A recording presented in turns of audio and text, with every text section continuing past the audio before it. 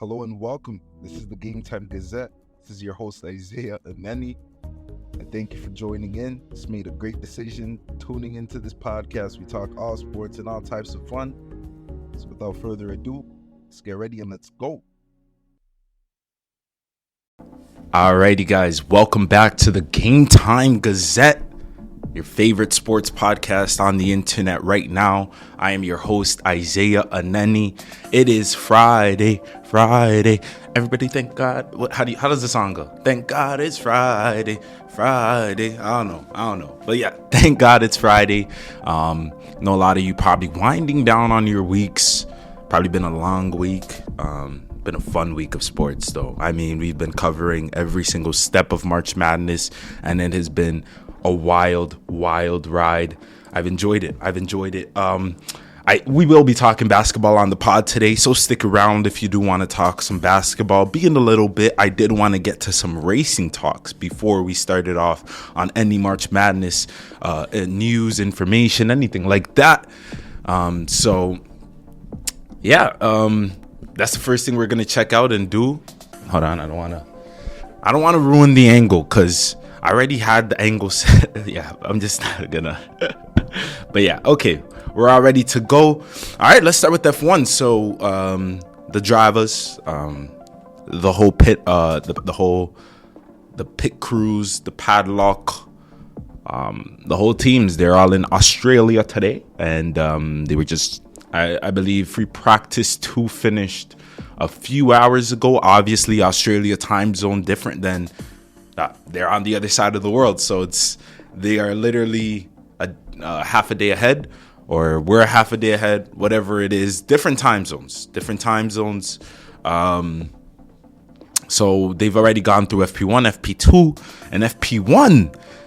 The biggest story of the F1 Australia Grand Prix has come out, and it is Alexander Albon, racer for Williams Racing, and crashed in FP1. Let's just watch the crash before we get to any discussions of anything else. All right, so he's getting through the first turn here. Looks like he just got through his done warming up his tires and getting on that first lap. Probably he's on soft, so it looks like maybe this is a quali try here. Getting a little deep into the corner there. I want to see where he kind of loses control of the car. Alexander Albon, one of the best drivers in F1 currently. Just a little heavy on that turn into that corner there. Carrying a lot of speed in that corner right there. Still carrying a lot of speed. It's the speed that he carried so much speed going into that corner. There's no way for me to go back on the video on if you're watching this on YouTube. I just don't know how to edit that good yet, but I went back to 20 seconds. So if you're listening to this on podcast and watching the Alexander Albon on YouTube, I went back to 20 seconds, and you could see on turn 4, turn 5, just carrying so much speed on those turns, and you could read out that he's going to be able to, or that he's going to go into a wall, right? And okay, so Alexander Albon goes into the wall. FP1 car damaged. Yeah, that was a bad crash as well. Damaged so much that it won't be repaired enough, be prepared in time for the weekend. And his teammate Logan Sargeant, the American, pretty good racing driver. He had his rookie season last year, and it was an okay rookie season. Nothing spectacular, nothing too bad as well, right? We're not saying he's a bad driver or anything. I'm not saying he's a bad driver or anything like that, but unfortunately, he got dealt a bad hand where he has to give up. I mean, I've never seen this before. F1 is that one league, the one sport that racing. I mean, I've just never seen this before. You have to feel for this guy, Logan Sargeant, because Alexander Albon taking his car. I mean, because Alexander Albon isn't able to race his own car. Okay, so let me just give you guys a little bit more information on F1 for all you novices, all you rookies. I mean, F1's a European sport, so wouldn't be surprised if not a lot of people know it over here in North America, even though you know of it, obviously, because of Netflix, all of that. But in F1, there is 20 drivers. there's only 10 teams. So what does that mean? There's 2 drivers for every team, right? So Williams, they had, like I said, Logan Sargeant and Alexander Albon, right? They each have their own individual racing car, come up with the same setups, similar setups, not the same, similar setups, obviously, to, better their racing style, how they like to race, different things like that. Those things not really too important in what happened today, where Alexander Albon, because Williams feels as if he is the better racing driver, he has the better chance for points, going to take Logan Sargeant's spot in the Grand Prix this weekend, which just stinks, man. I mean, it just stinks. Logan Sargeant has done nothing wrong. Alexander Albon is the one that went into the wall in FP1. Why was he carrying so much speed in that corner? It looked like a quali practice, but it was just, I mean, you do that in quali, the same thing will happen. Obviously, there was a little bit of traffic there that kind of maybe got him unfocused, and that last second of focus is so important. I mean, you lose 1 millisecond of focus, bro. You're in the wall. You're driving a car that's going, 350 miles per hour on a turn. It's not even the straights. I mean, on turns 250. It's doing at least 250 on turns, right? So, it's just unfortunate, for Logan Sargeant. Not going to be able to get any points. I mean, Williams is more explanation on F1 here for the novices and rookies and all of that. Williams is not a great constructor team, right? They're not a great team in F1. They were back in the day without all the tech. They were the first team back in the day to bring technology, really boost, technology into the car, where they had the, I don't know if it was downforce. I don't know if it was leveling. I don't know what they called it, but brought in level, and they changed the game. I mean, they won every race that year where they were able to gear shift. I think it was the gears where manually, because they used to manually switch gears, and then they brought technology in, implemented it, first team to do it. That was back in 2000s, maybe 1990s. And they were really good. They were top of the class, but obviously nowadays they're just not. They've fallen behind, and they're in the back of the group. We'll say lower middle half of the group, right? And for a team like Williams, a race like Australia, where your car, because another explanation for the novices and rookies out there, not every track will be good for the car you have unless you're Red Bull. Even Red Bull, not every track is good for your car or suitable for your car, or this is where your car performs the best, right? Because maybe it's good on the straights and then it's not so great on the corners, and maybe it's good on the corners and it's not so great on the straights, and then you come to a track like Australia where it has a few corners, it has the one main straight. I forget. Let me just take a double look at the Australia GP track. I don't want to get it wrong, but I know that it has quite a few corners. GP track. It has quite a few corners. So we got, there's 14 corners in the whole. I mean, you know what I'm saying? So it's for a car like Williams, you seen the speed it was carrying into those corners. This is a race that they fancied themselves to be able to get at least 1-2 points in, right? And that's very important when it comes to the end of the year for the bottom half of the teams in the F1, because every race, okay, so just to give another explanation for the novices and those that really don't know. All right, so in the winner in a Formula One race will receive 25 points. Second place finisher will receive 18. And then 15, 12, 10, 8, 6, 4, 2, and 1 for positions 3 to 10, respectively, right? So that again is 15, 12, 10, 8, 6, 4, 2, and 1. You see how it gets less and less and less and less as much as it gets to 10. 10 is the last position that will be able to receive a point in a race. There's 20 drivers, so there's half of them receive points, half of them don't every single race, right? So it's very important to maximize the tracks that your car is able to get points in. So for Williams, you understand the decision, but you just still feel for Logan Sargeant. I mean, you feel for Logan Sargeant, but at the way the driving that Alex Albon has been driving, not just this year, but last year as well. I believe last year, Australian GP 2023. Let me check so last year, Alexander Albon, he didn't get any points last year. They were actually running in the back of the grid. They didn't even finish. Not even running in the back of the grid. They didn't even finish. Both Williams did not finish the race.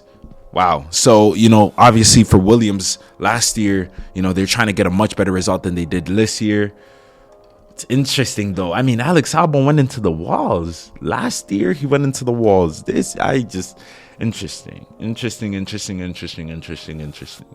You know what? You guys let me know what you think about the whole decision. I mean, the first thing when I first woke up, I got a notification from F1 and it said, it was vague. It didn't really explain it. It said Alexander Albon to drive Sargeant's car. And I'm like, okay, does that mean they're going to drive the same specs? Are they going to drive similar cars? Are they swapping cars? And then I go on Instagram and then it's Alexander Albon to replace.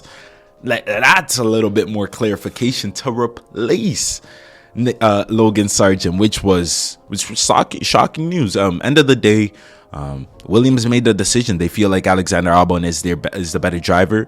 They feel like they have a better chance of getting points with him. We'll see how it works out for them on Sunday. At the end of the day, this decision, it could be looked at two ways. One, very stupid. Two, very smart. And we'll see how it is on Sunday. Let's go on to some March Madness upsets. It was a nice game yesterday. I mean, day one. Let's just. It's a safe space here, me and you. Let me even just come off the computer. Safe space, me and you, and it's okay because my bracket busted too. It's okay. Did your bracket bust? It's okay, man. This is a safe space. This is a safe space between me and you.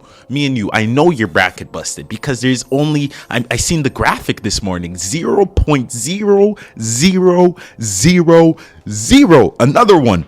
3% of brackets still perfect. Bijan Robinson is one of them. Crazy, bro. Bijan knows more ball than I do. Yo, it's wild. Bijan knows more ball than I do. I seen it. I'm like, Bijan's still perfect. Bijan got Oakland to beat Kentucky. Bijan got the Dukes to beat BYU. Bijan got all of the upsets and more that happened on the day correct. I'm rooting for Bijan Robinson to be first person in history. And everybody that has 0.0, whoever's in that small percentage of people, to be able to get run it out and make your bracket perfect. I mean, day one and all of our brackets are busted. I mean, everybody in the world, basically everybody in the world. I mean, 1 million people. What's zero? Let me search that percentage up. So 0.00003% of 1 million.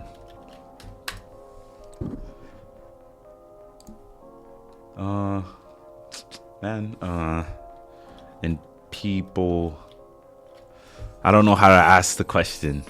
I really don't know how to ask the question.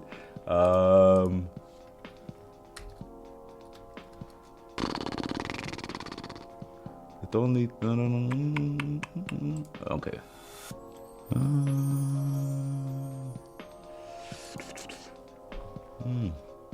Yeah, no, I don't know how to ask the question. We'll say that it's okay. So if there's a million people, 1% would be 1% wouldn't be a million. 1% would be what, 10,000? No, am I stupid? Do I not know math? 10% is 10,000, right? I don't know, man. I don't know. I feel like I'm in a math test and I failed. Yo, I don't know. Okay, but let's say there's like 15 brackets left. Yeah, let's say there's like 15 brackets left, right? That's, all you 15 guys, you guys know more ball than I do and anybody in the world. Don't let anybody tell you they don't. Don't let them tell you it's just luck. Don't let them do that. But yeah, and just exciting for. I mean, not exciting. My bread, my pockets they're not laughing. They're not happy. But yeah, like for March Madness, we're looking at. Let's look at today's games that are going on today. It's really madness. I tweeted it out. Remember to follow out the GameTime Gazette on the Twitter. And it was like the first thing I said was, I mean, this is just complete and utter madness. That is what March Madness is right now. The Northwestern and Florida Atlantic game just started. And might see an upset in that one too. 9-8, it's not really too big of an upset. Evenly matched teams, but I mean, from Kentucky losing yesterday, even Drake. I mean, my whole bracket, the bracket that we made here in the GameTime Gazette. We had how many? We got Iowa State. We had Tennessee. I said, oh man, Nye Simmons isn't here today, but he had Texas Tech and NC State. They're continuing this hot streak, continuing it. So that's going to be interesting to see. Hey, how far NC State and they continue to go. I mean, NC State wasn't the only 11th seed to win last night as well. Oregon, that one I was correct on. Pac-12 champions beating up South Carolina, to be honest. Second half game wasn't even close, even though the score was just a 14-point game. Both 11 seeds in day one won their games, so that was like, all three 11 seeds. I'm sorry, I forgot about the Dukes and BYU. Dukes and BYU started off the day. We watched it here together on the GameTime Gazette, and it was a matchup. I mean, I didn't expect the Dukes to do what they did, but they were so evenly matched with BYU, and at the end of the game, just really being able to close out the game as well. A lot more people are gonna have the Dukes in their on their radar now, right? Because they could shoot the ball, they could go inside, they could defend really well. That's the one thing that BYU kind of seen. Even though they got some open shot opportunities, BYU was defending them really well, running them off the 3-point line, and then being able to make them go onto the interior where their weaknesses were and where the Dukes defensive strengths were on the inside. You've seen their big men just starting to eat in there, right? Just starting to eat, getting a lot of blocks and getting a lot of tip opportunities and just great rim protection, right? So that was all right. We start with that. Michigan State got Izzo time. January, February, Izzo. I mean, it's crazy.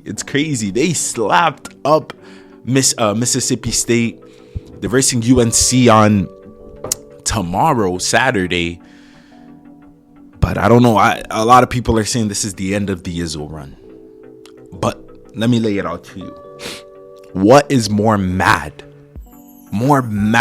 than, because this isn't even an Izzo team that like he this isn't the typical gritty defensive gonna like, I mean, they had Draymond Green at one point in there. Tom Izzo had Draymond Green at one point at Michigan State. You know what I'm saying? That type of build, that type of player. Think of that. It's not this type of team. It's not the same type of gritty defensive get down to it. Even though they locked down Mississippi State that last night, right? But tell me how this wouldn't be March Madness at its core. Tom Izzo and the Michigan State Spartans go into UNC, number one UNC at that.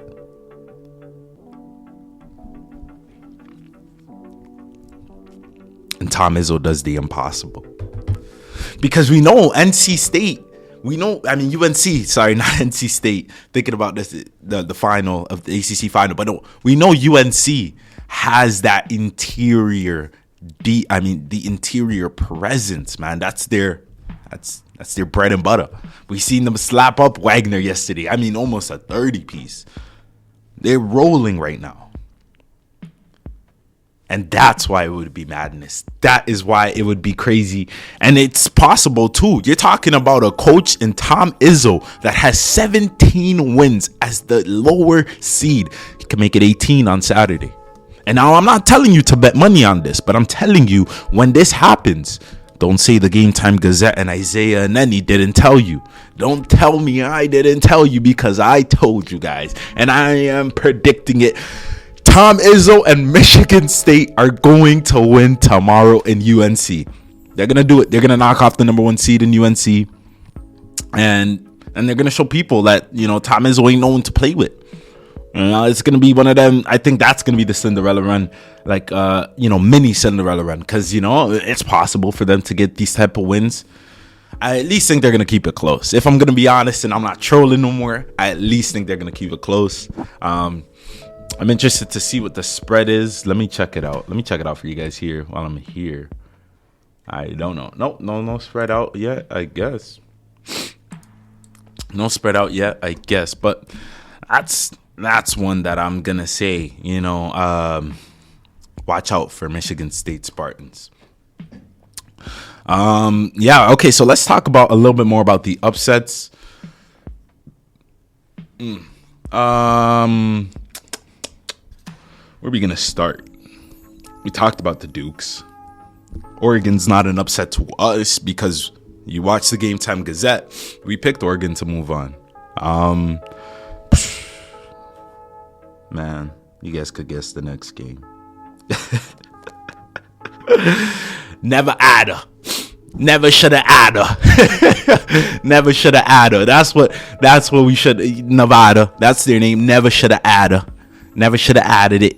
Because, up 20, up 17 in the second half. They close out the game. Dayton closes the game on a 24-4 run. They end up winning by 3. Not even OT. Regulation. They end up winning in regulation. What are we talking about here? Nevada never should have added a. What are we talking about? They didn't even push an OT. You were up 17 with 7 minutes left.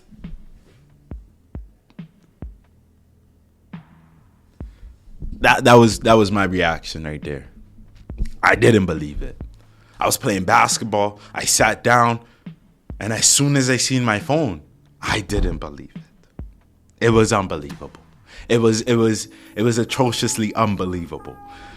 But they, fighting spirit, they didn't want to go home. They didn't want to go home. Nevada, they kind of did, End of the day, they just weren't locked in enough. You just were not locked in enough. Yeah, don't want to. Never should have added her. Never should have added her. Alrighty.